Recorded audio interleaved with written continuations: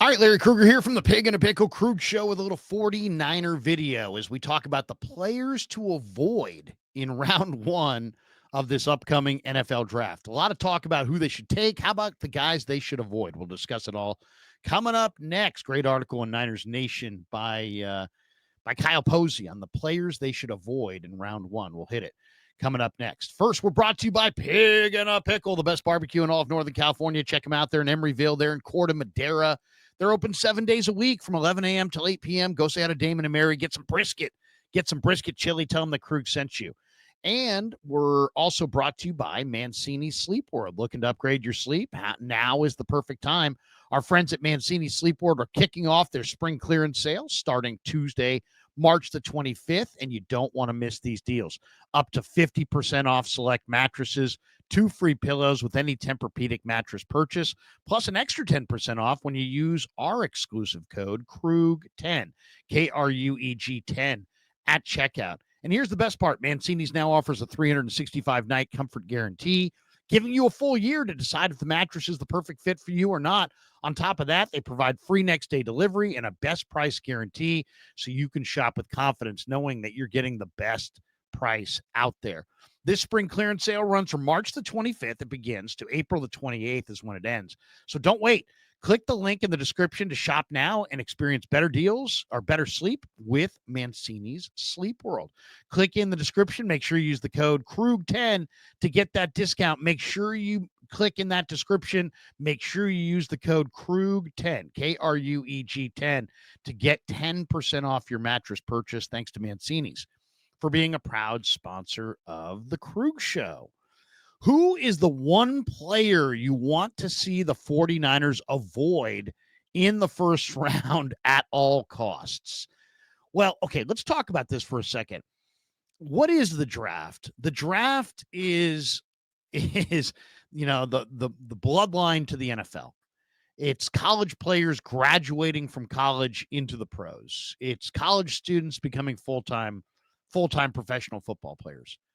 And really what it is for NFL personnel departments, it's the business of being able to identify false favorites.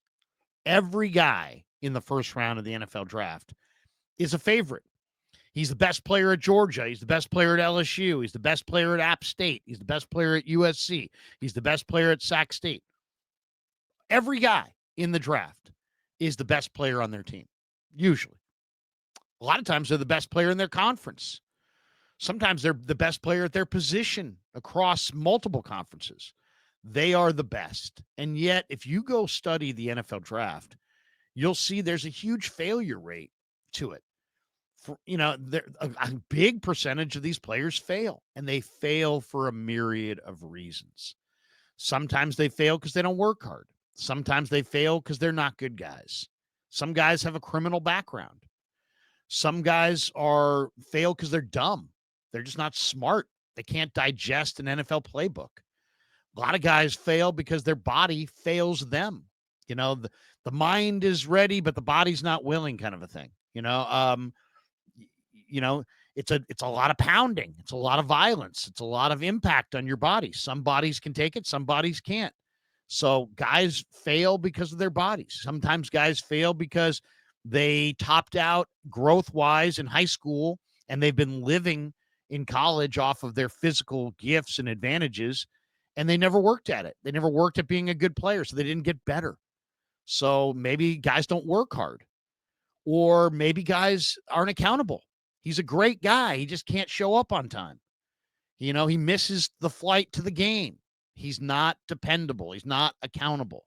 There's character concerns. There's there's personality conflicts. There's anger management issues. There's substance abuse. Some guys could be on drugs or alcohol. You have to do your due diligence and figure out if a prospect's going to fail, why is he going to fail? And are there indications? Sometimes there are, and sometimes there isn't. Sometimes there's just like, hey, man, we went with this guy and he just didn't work out. Just did not work out. He didn't work hard. The coaches told me on campus, hey, this is the hardest working guy on our team. First guy into the building, last guy out, blah, blah, blah. But when we had him, he didn't work hard. He wasn't into it.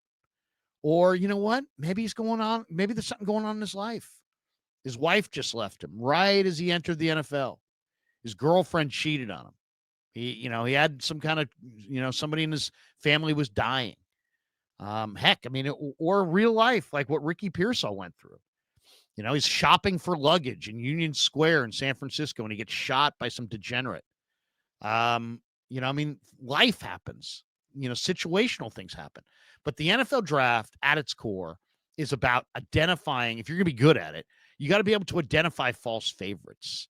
And so who is the one player that we don't want to see the 49ers draft in the first round? Well, it's hard to say, right? Because they're all really good players. I'm going to give you a handful of guys that I think I would avoid. And some of these guys are really some of the most intriguing players in the entire draft. All right, let's start with Kelvin Banks. A lot of people think that Kelvin Banks to the Niners at 11 is a marriage made in heaven.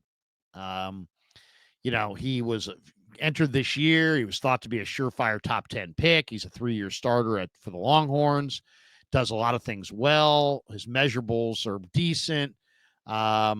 So what's the issue? Well, there's concerns with Banks. He fell off of blocks quite often. He doesn't win at the point of attack a lot. He loses. Here is one scout, anonymous scout, quote on Kelvin Banks. I don't see it in this guy at all. Big dude, average athlete, gets beat a lot, falls off of blocks, not very strong, not very athletic, has issues in space. He'd have to be a guard. So, I mean, he could. Niners could draft him and put him in Aaron Banks' spot, right? Banks for Banks. Aaron out, Kelvin in. He could step in at left guard for the Niners. But, the problem is when you lack athleticism and quickness, that being inside is not where you want to be. Everything happens really, really fast inside. We'll just take the big sloth and put him inside. Well, it sometimes can work. See Mekhi Becton. If you don't have the quick feet, maybe being inside is a good move. But once again, do you want to use the 11th pick in the draft on a guard? A lot of scouts really like Banks. He's got size. He's got power. He's got good feet. Some people call him a well-rounded offensive lineman who's going to be good. But you just heard that one scout. Granted, he's anonymous, so he's got nothing to lose here. I don't see it in this guy at all. Big dude, average athlete, gets beat a lot, falls off blocks, not very strong, not very athletic, has issues in space. He'd have to be a guard for me. The Niners already drafted a right tackle in the top 10 during this regime. His name was Mike McGlinchey. And what happened when it was time to pay him a second contract? Nothing. He was gone because he's not worth a second contract. And it's probably not worth taking a non-left tackle in the top 10 or in the top half of the first round. If you're going to draft a lineman in the top half of the first round, that better be just the most dominating guard of all time, or it better be a guy who you think is your future left tackle. And it doesn't sound like the scouts, at least this one scout, thinks Banks is a left tackle. And I kind of see the exact same thing. I see he's big. He looks the part. I mean, he looks the part. But if you watched him, he played on a really good team, and he got beat a lot. I mean, Jalen Walker in the Georgia game beat him in the first half for 3 sacks. Kelvin Banks at the 11th pick is not what I want. Not what I want. So there's one guy I don't want at 11. Let me give you another guy I don't want at 11 that a lot of people have coming to the Niners at 11. Mykel Williams from Georgia. And it's funny, Kyle Posey says, he falls into the Eric Armstead bucket for me. Good player, solid player. It's going to make your run defense immensely better, which is what the 49ers need, but it's far from a sack merchant, and you'll be lucky to get first-round production as a pass rusher out of him. I just see a guy that is absolutely body beautiful. I mean, if you just saw this guy, I mean, there's going to be, if the Niners draft Mikuel Williams, there are going to be people that are like, dude, have you seen that guy? Yeah, he's ripped. He's 6'5", 260. He's the first guy off the bus. He's absolutely a specimen as a player. But when you watch him, He's big and he's strong. I mean, he's a man for sure at 260. But the production's just not there. I mean, it's like he's pretty good, but he should be awesome. He should be totally dominant. When you look at, he doesn't play to his traits. Georgia defensive end who doesn't play to his traits? I've never heard of a player like that. Oh, yeah, Robert Beal. I mean, you have Beal on your roster. He's 6'4", 260. He runs under 4.5, and he doesn't do anything. He gets nothing done. So, the old expression, looks like Tarzan, plays like Jane. Until proven otherwise, that's some of these Georgia guys. Mikuel Williams will make a play, and he'll look amazing, but then he'll just disappear. And, I mean, I watch Georgia every week, because they got such a great cast of draft-eligible players. I was constantly looking at Malachi Starks. I was constantly looking at Jalen Walker. I was constantly looking at Etienne, their running back. I was never looking at Mykel Williams. His name was rarely, if ever, called. So, no on Mykel Williams. Not enough production there. He's way too athletic and strong and physically gifted to be a true bust. He won't be a bust in that it won't be like he won't make the roster or he's not on the team. He's going to make the roster. He's just going to be good. Not great. I don't think he's going to be Robert Beal. I think he'll be better than Robert Beal. Don't get me wrong. But I think he's just going to be pretty good. And at this point, if the Niners want to close the gap on the Lions and the Commanders and the Eagles and the Chiefs and the Ravens and the best teams in football, they need to draft great players. Mykel Williams is not a great player. Mykel Williams, I think, looks like a great player. First guy off the bus. If you go to training camp and you're sitting there in the shade and you see Mykel Williams, be like, dude, Mykel Williams looks like a monster. Yeah, he does. He looks like a monster.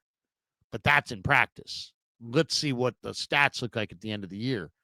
I think he's a good, solid player who's really more like a third round, fourth round player, but is going to be drafted in the first round because of his body, because of his physical ability. And if you look at some of the numbers too, I was looking at some of the workout numbers from Georgia's pro day, and they weren't impressive. He did not have great speed at the pro day. Let me see if I can find it here. Yeah, I think it was in Athens. Give you an example. Dan Jackson, their safety, who kind of reminds me a little bit of a poor man's John Lynch, to be honest, ran 4.44 in the 40. Dan Jackson, the safety, who might be a real steal on day 3. But the scouts timed Mykel Williams 40 at 4.82 and 4.75. So, think about this. Green, the guy from Marshall, runs in the 4.5s.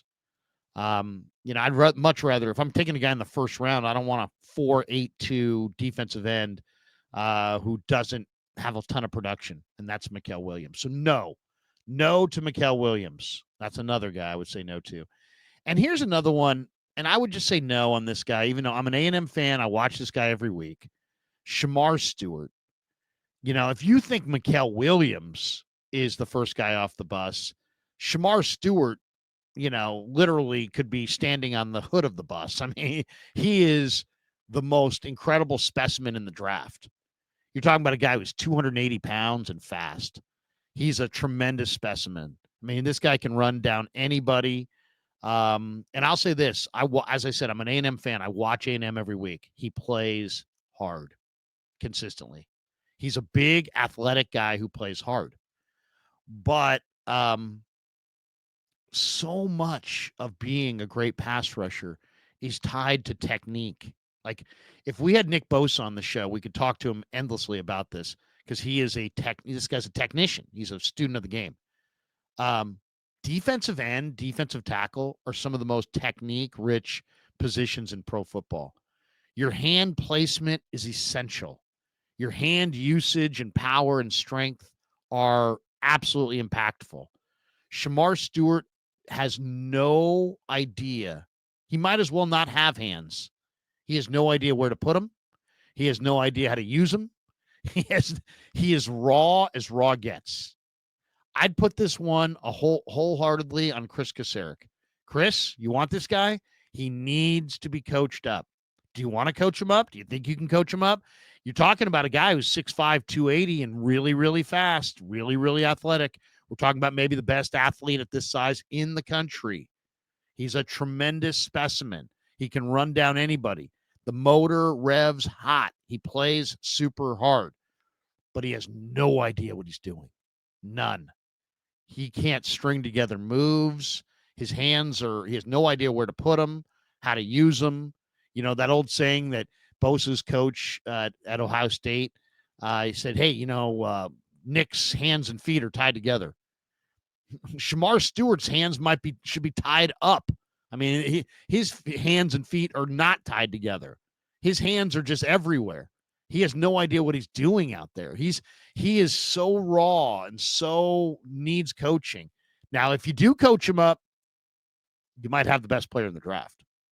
I mean, if you do coach him up, you might have a reasonable facsimile of like Myles Garrett. I mean, he's so big, so fast, so explosive, and he plays so freaking hard. But he doesn't know how to play. He does not know how to play. Now, if Chris feels like he can coach him up, then I would take him because, as I said, there's nobody with better ability. But there's just too many other good players, and Chris would have to really sell me on why Shemar is perfect for him before I would let him have Shemar Stewart. I'd rather have Walter Nolan. I'd rather have Kenneth Grant. I'd rather take one of these guys that doesn't need, all this coaching. But Shemar Stewart's an amazing talent. But I would say the three guys that I absolutely would steer clear from: Mykel Williams, Shemar Stewart, and Kelvin Banks. Banks, because I just think he's just, big, strong, and not that great. Mykel Williams, once again, these guys are all really first guy. This might be the first three guys off the bus. This is like the all bus team. Kelvin Banks looks like a ton. Mykel Williams looks like he's been weaned on a Nautilus machine. Shemar Stewart is 280 pounds and fast and ripped and ferocious at times, but he also has 4 sacks in 4 years. He doesn't get the quarterback. He gets pressure. He just doesn't get home. So no more, body beautiful is great, but you got to be a player. You can look the part, but you need to be able to play the part. If everything was based on looks, then, Tyreek Evans is a better basketball player than Steph Curry. He was 6'6", he was ripped, he was a point guard, but Steph Curry's Steph Curry and Tyreek Evans is Tyreek Evans. But Tyreek Evans is big, strong, broad shoulders, fast, played point guard, looked the part, looked like a, better player than Steph, except he wasn't. Steph was worlds better. And so Banks, Mykel Williams, Shemar Stewart, first player off the bus, avoid them at all costs on draft day. Stewart, I might have interest in if Kasarik was like, I can coach him up because he's that freaky of an athlete. The other two guys, no and hell no. All right, thanks to Pig and a Pickle for being the title sponsor of the Krueg Show. Thanks to Mancini's for sponsoring this video. Thanks to all of you guys for supporting the Krueg Show on YouTube.